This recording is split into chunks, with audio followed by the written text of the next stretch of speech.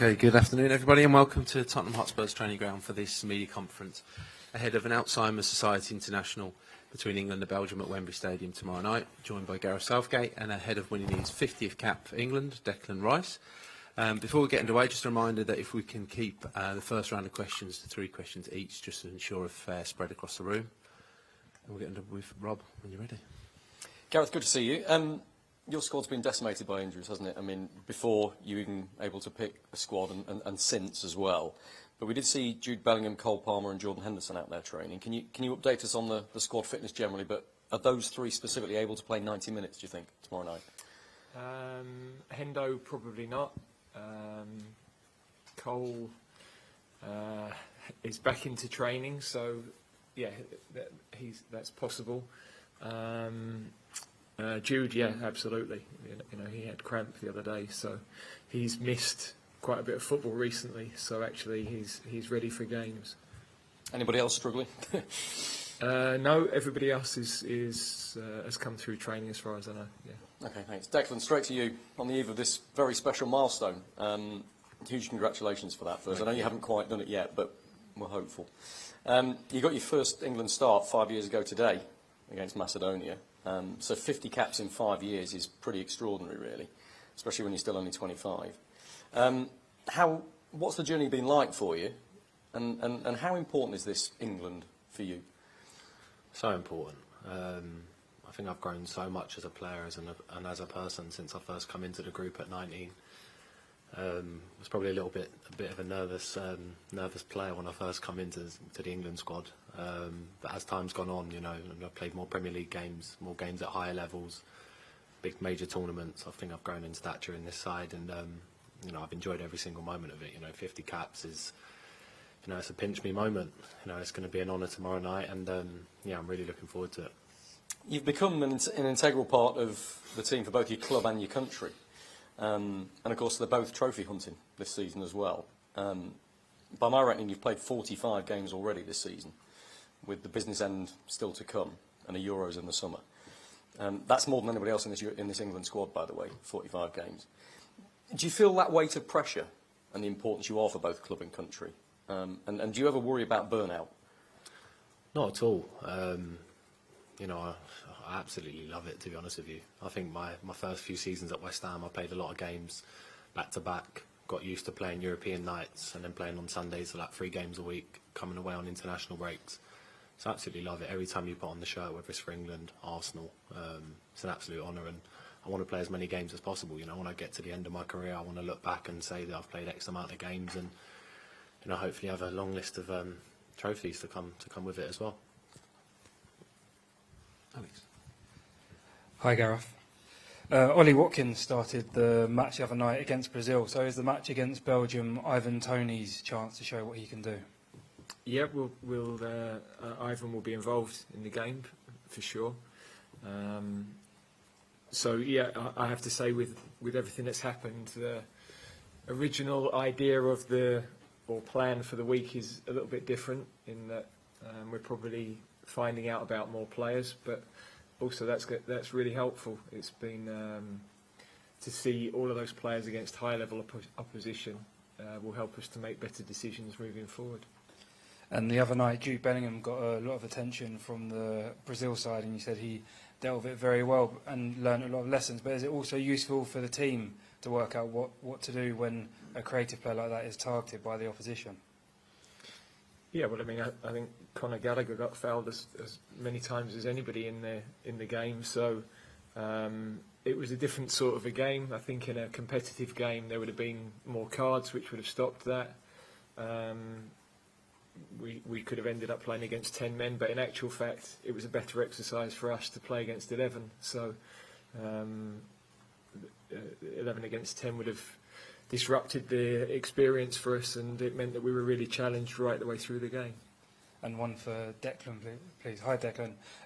Gareth said after the Brazil match that you've gone to the next step in your career. Do you feel like you've gone to another level this season?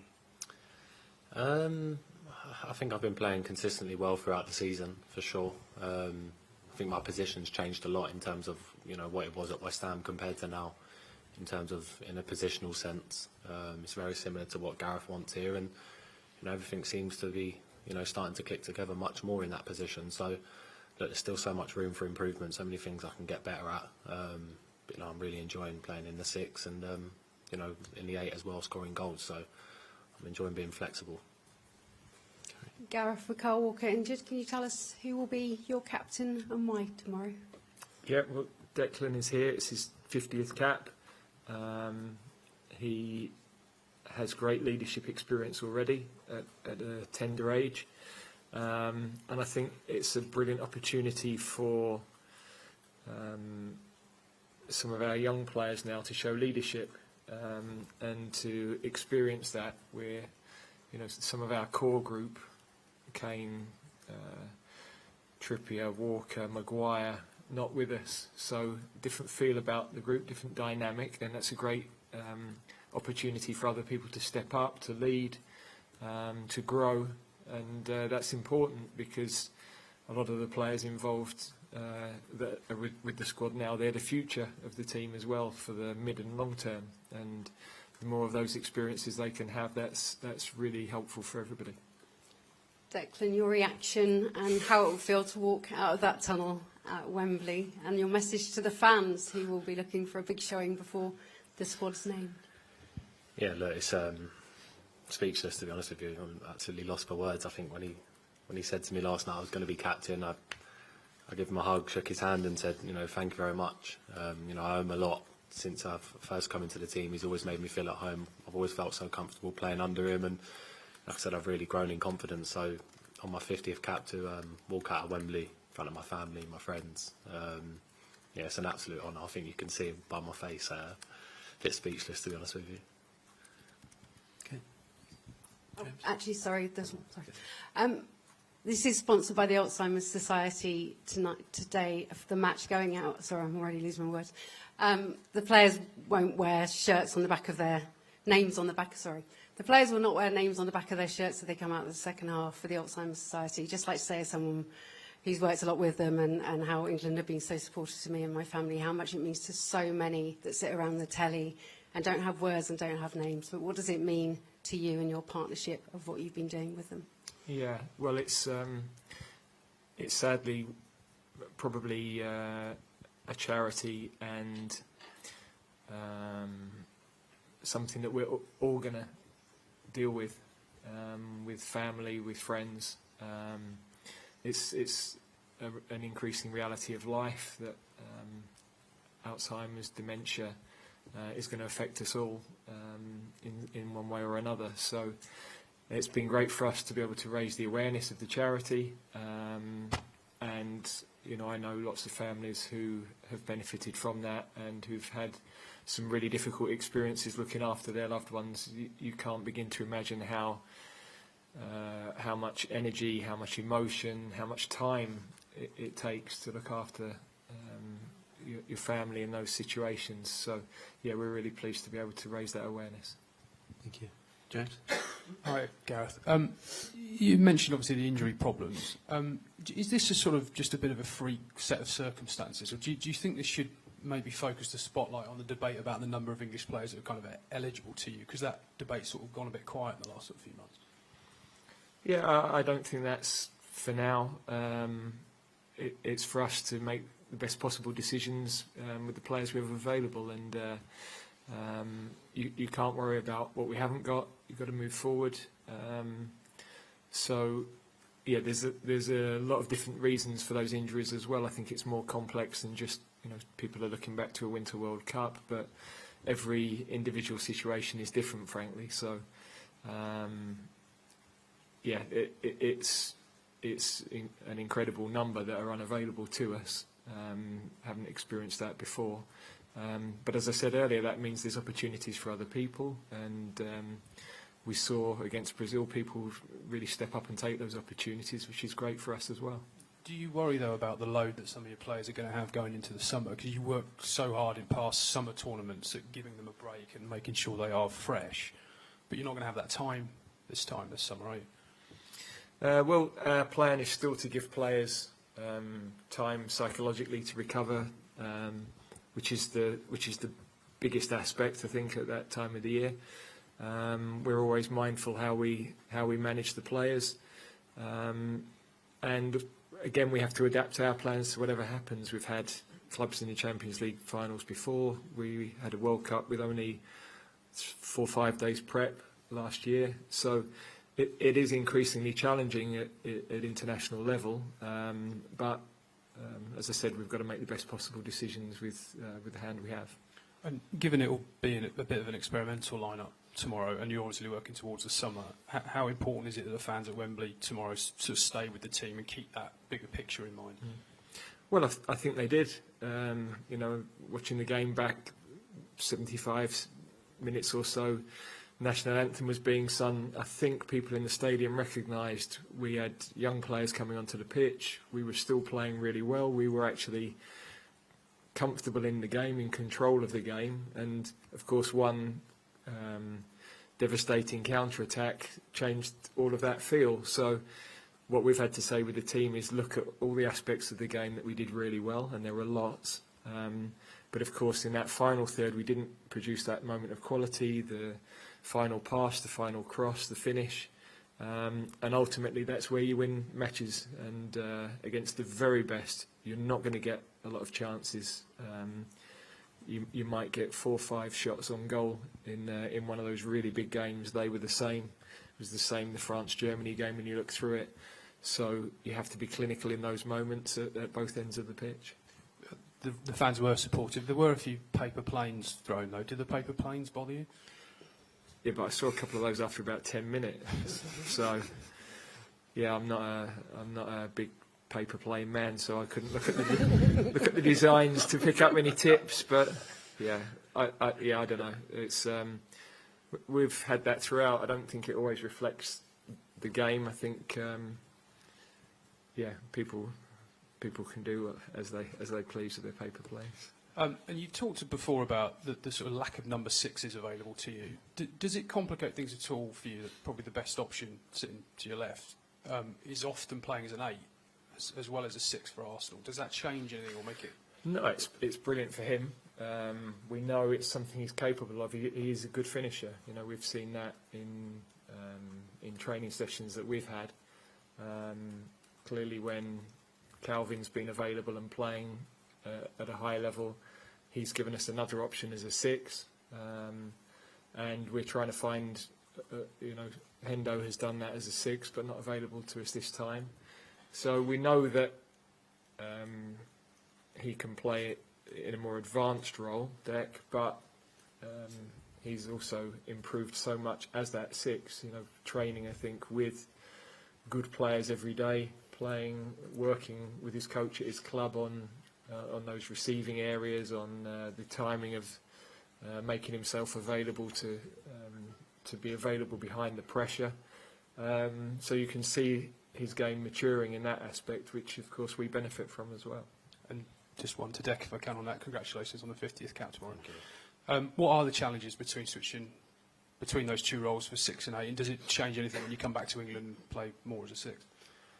For Arsenal, they're 2 completely different roles. The way Mikel wants his 6 to play is so different to how he wants his 8 to play. You know, I think at times when I've been playing one up recently, I've been the highest man up the pitch in some occasions, and that's, you know, unnatural to me.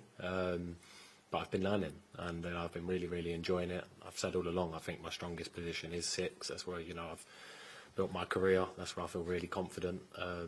But every time, you know, Mikel says at clubs that I'm going to play 8, you know, I'm really excited, want to go forward, score goals, drive with the ball, and yeah, I'm lucky I can play both, but there's still big areas for improvement in both, which I'm looking forward to doing.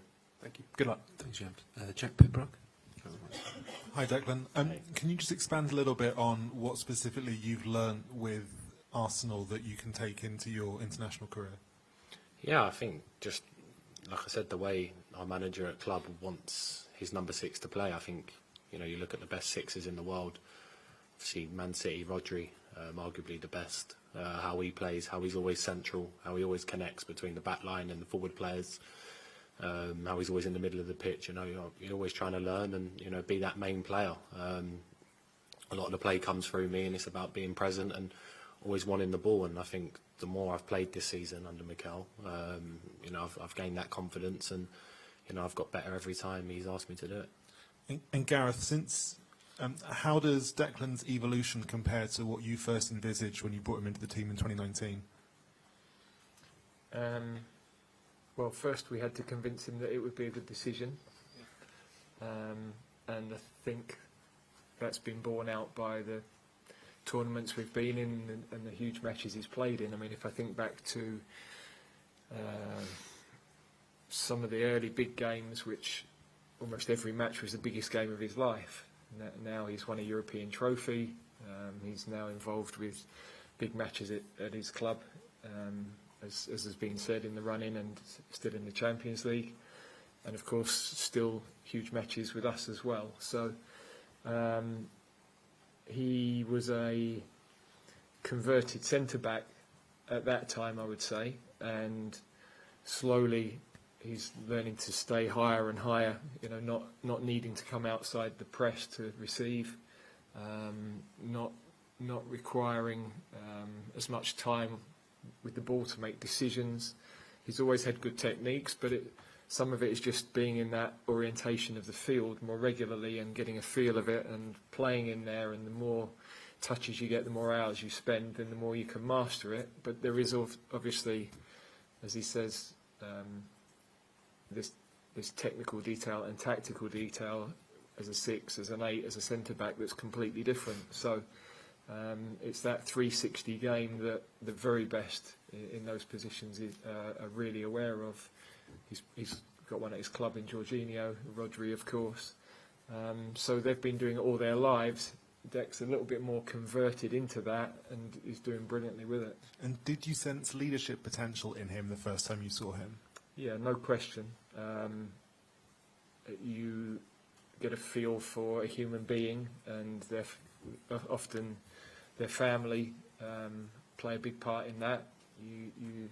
With Dec, you could sense that stability, maturity in the decision-making process that he was going through, and of course has led from a very young age at West Ham as well. So he's already gained some good experiences, and you know, I'm pushing him in that aspect as well, because it would be easy to take a little step back because we've got a lot of older players here, but some of our young ones have got great leadership already, and you know, they're more than entitled to be bossing the older ones around a little bit as well, and making, you know, demanding of them and of us as a coaching staff, and driving the team. And he's got all those qualities and the respect of everybody to do that. Thanks, Jack. Rob, do you want to come to the last couple? Declan, you've evolved with this England team, it feels like, over those 50 caps. And you've seen this England team go from strength to strength, coming closer than any England team ever has to winning a major trophy since 1966. With this Euros in mind, and you having seen that evolution, do you think England are closer now than they ever have been? I think it's the talk of the town before every major tournament for England. It's the pressure that comes with playing for England. I think if you look at the players that we have now, look at the level everyone's playing at in terms of form. Everyone's in really good form. Everyone's playing really well for their clubs. We've been in close at a World Cup, narrowly lost to France, obviously lost the Euro final. I think we're close now. I think we really are close. You know, England of a few years ago, I think Gareth was saying to us before the Brazil match, I think last time Brazil come to Wembley, it was 40% possession, sit back and counter-attack. And, you know, now we're a team that want to take the ball, want to attack, you know, want to be a real threat. And going into this tournament now, we also have major winners, you know, people that have been there and done it at the highest stage. So, look, it all counts on us at the end of the day. You know, we're the ones that have got to go out there and perform, and I'm sure we're really capable of being able to go to Germany and, you know, deliver history. And Gareth, last one, if that's okay. You mentioned there you were a little bit disappointed with the final ball, perhaps against Brazil, having got into some good areas. Had an awful lot of set pieces as well, from the number of fouls that were committed. And England have always been great under you for set pieces. I remember World Cup in 2018 and just how many goals you scored from that. Yep. Is that a concern? Is that something you need to work on, maybe? It's something we have looked at a lot over the winter, actually, because we haven't been delivering in the same numbers over the, you know, definitely the last 12 months, and in particular against the highest level of teams. So, of course, the highest level of teams defend those set plays better. Brazil defended their box really well the other day, not only from set plays, but when we got in dangerous areas, they dealt with the cutbacks really well. So, you know, their midfield and defenders did a very good job on that. But our delivery has to be more consistent, and there's lots of elements of runs, timing of runs, quality of delivery. There's so many aspects to a successful set play that have to be right. We will have more time to work on all of those things ahead of the summer, but it's definitely an area we've got to be better, because for the number of set plays we had, we didn't create enough clear chances the other day. Okay, we'll end it there. Thank you very much. Thank you.